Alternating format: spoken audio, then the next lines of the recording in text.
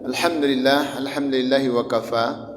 Wassalatu wassalamu ala Rasulillahil Mustafa wa ala alihi wa azwajihi wa dzurriyyatihi wa ashabihi wa man wafa.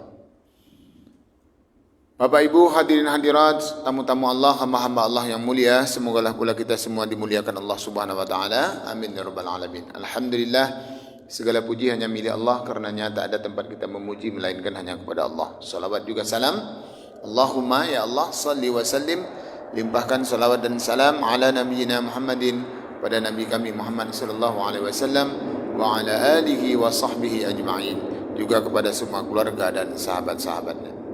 Bapak Ibu yang dirahmati Allah, dalam kitab Nasaihul Ibad yang ditulis oleh Syekh Nawawi Al-Bantani, beliau menuliskan sebuah athar atau perkataan Umar bin Khattab.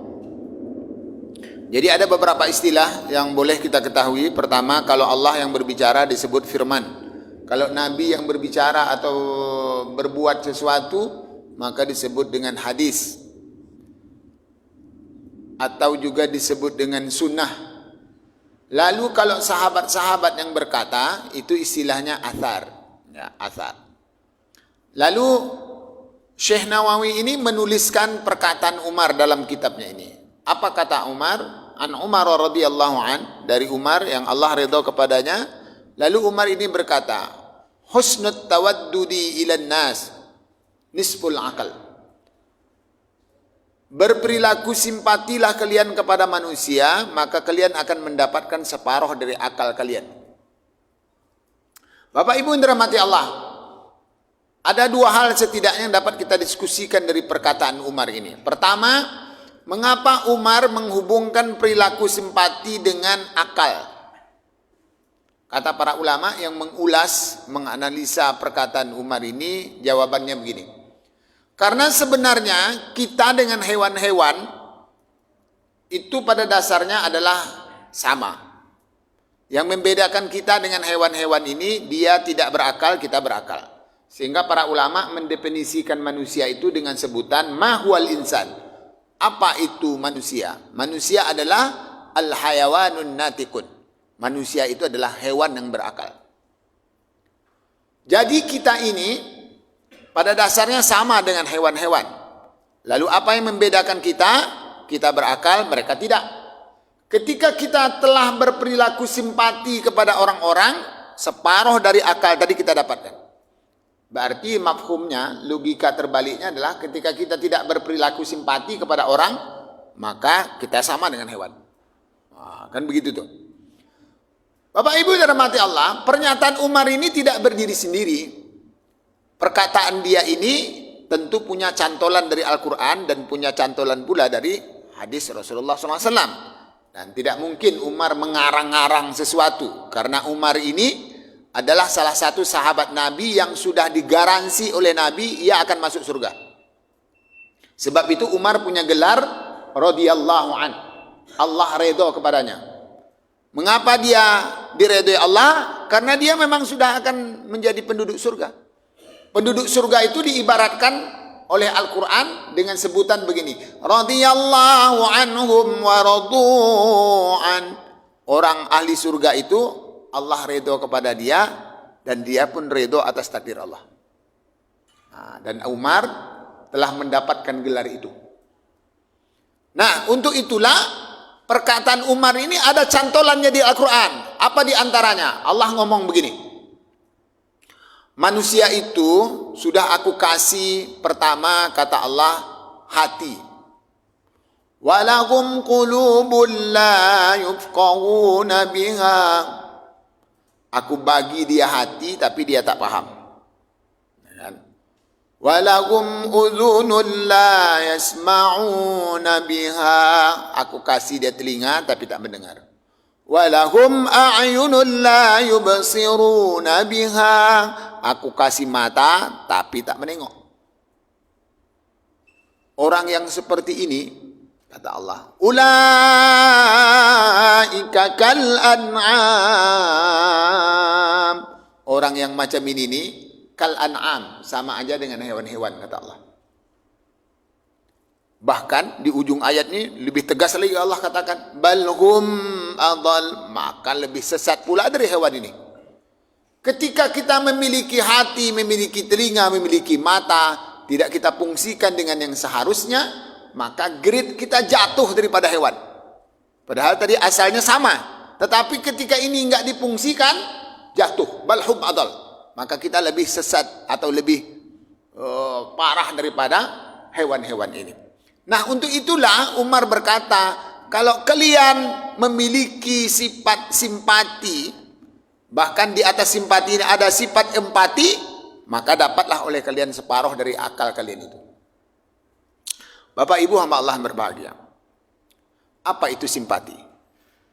Simpati itu merek kartu Telkomsel, Pak. Wah, itu beda lagi itu. Itu enggak ke situ begini. Memang iya, simpati itu salah satu merek kartu dari Telkomsel, iya. Tapi yang kita bicarakan enggak itu. Simpati itu yang makna dari at-tawaddud. Nah, kata Umar, husnut tawaddudi ilan nas. Berperilaku simpatilah kalian kepada manusia. Simpati ini apa? Simpati ini kalau kita tengok ke dalam kamus bahasa, kita merasakan apa yang dirasakan orang. Itu namanya simpati. Di atas simpati ada empati. Kalau empati ini kita merasakan posisi yang dia alami. Tidak hanya sekedar merasakan yang dia rasakan, tetapi kita merasa andaikan itu kita. Wah, itu empati namanya. Makanya saya kadang kalau nengok bapak ibu nih yang ikut kajian nih, sering ngaji kadang dari subuh mengaji, kadang bapak-bapak nih ada juga yang tertidur. Saya sebenarnya nggak marah juga, karena saya bersimpati. Bapak ini sebenarnya baik orangnya. Baik itu di mana? Dia mau ikut kajian ini itu udah baik sudah. Ya kan? Perihal dia tertidur itu, ya mungkin memang kelelahan atau memang ngantuk. Ya pahamlah kita kalau kita ngantuk pun kita kadang tertidur juga. Maka kita pun kadang ikut kajian tertidur juga, gitu kan? Berarti kita merasakan apa yang dia rasakan. Jadi tidak perlu juga sakit hati, tersinggung segala macam, tidak usah. Ya kan? Lalu kita rasakan, andaikan kita juga capek macam bapak nih, kita kadang pun tertidur juga. Nah, dia itu tertidur bukan nggak suka ke kita, bukan. Justru dia itu suka ngaji lah maka dia datang. Orang yang nggak suka ngaji itu Pak, begitu dengar azan di masjid, Allahu Akbar, Allahu Akbar, katakan masjid yuk, nanti lah, apa gitu? Belum lagi tuh, kajian dulu tuh. Nah, gitu ya, kajian dulu tuh, nanti lah masjid. Kira-kira sekitar 2 menit, 3 menit mau iqamah nanti baru kita datang. Sementara bapak-bapak yang udah datang dari awal ini orang udah keren ini. Nah, ini namanya kita bisa bersimpati dan berempati. Bapak Ibu sama Allah berbahagia. Agama ini diturunkan oleh Allah ke Rasulullah SAW dan Rasul pun mengajarkan syariat ini termasuk sahabat-sahabat tadi. Itu juga dengan cara bersimpati. Bagaimana bentuk simpati Allah menurunkan Al-Quran ini atau menurunkan syariat ini? Kita tengok Allah itu nurunkan Al-Quran itu enggak sekali drop, enggak langsung gitu. Allah turunkan Al-Quran itu dengan jalan berangsur-angsur. Mengapa Allah turunkan Al-Quran ini berangsur-angsur? Allah paham kita kalau dikasih sekaligus susah pahamnya nanti. Sedang dah berangsur-angsur pun tak paham kadang. Enak. Apalagi dikasih sekaligus, enggak kuat nanti kita menjalankannya. Karena itu Allah ansurkan sedikit, ansur. Akhirnya dalam proses waktu lebih kurang 23 tahun, barulah sempurna syariat ini Allah turunkan. Ya kan? Nabi suatu waktu pengen sholat, Nabi tentu jadi imam ya.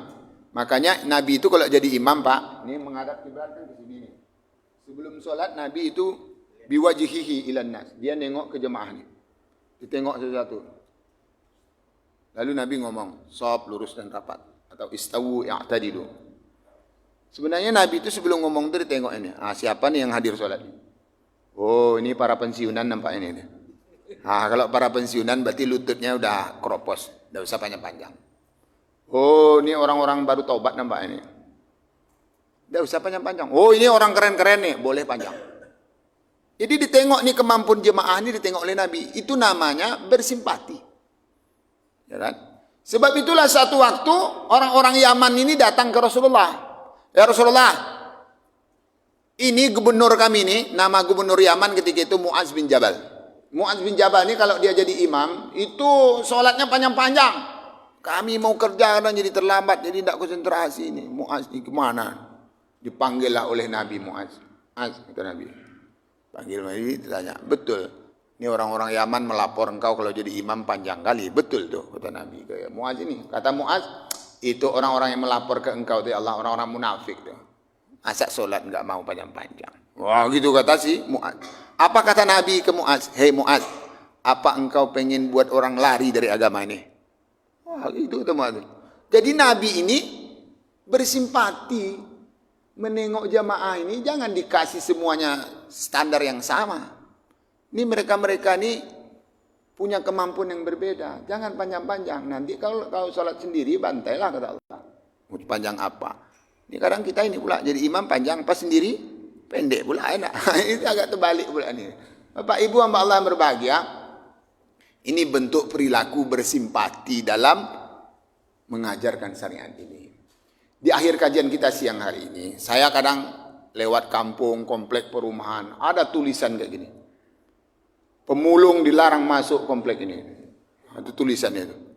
Tak tahu saya ada nih di kampung Bapak, komplek Bapak tulisan ini. Kalau menurut saya pribadi Pak, ini tulisan ini bentuk ketidaksimpatian kita kepada orang. Ini jahat kali ini. Menurut saya ini tulisan ini jahat. Ya, kita boleh berdiskusi ya. Ini boleh kita diskusikan ulang nih tentang tulisan ini. Karena banyaklah itu tulisan. Dilarang masuk 1 pemulung, 2 pengemis, 3 becak, 4 kalau tidak salah saya, 1 lupa lah saya, apa tuh. Ada 4 orang yang dilarang masuk komplek. Lalu ketika saya diskusikan dengan Pak RT, Pak RW, apa kata Pak RT ini? Kalau tidak gitu, Ustaz, ini semua pemulung-pemulung ini nanti semua diangkatnya tuh. Yang bagus-bagus pun diambilnya juga. Bapak Ibu, ini kita terlalu, terlalu keras. Bapak Ibu, kalau masjid kita ini ada yang maling kotak infak, apa semua orang asing lalu kita larang ke masjid ini? Bapak orang mana? Kayaknya Bapak tidak pernah lihatnya. Kita masuk nanti hilang kotak infak kami. Apa gitu? Kan enggak gitu juga. Jadi menyelesaikan masalah hilangnya barang-barang di komplek ini tidak mesti harus si pemulung saja yang dituduh. Jangan tetangga kita yang bawanya. Bisa jadi ya kan? Ya enggak tahu juga tuh. Tetapi karena kecurigaan kita kepada pemulung ini karena dia orang susah. Ah ini dia bawa nih, pasti pemulung nih. Kayak gitu aja. Sama kita dengan menuduh pembantu kita di rumah hilang uang.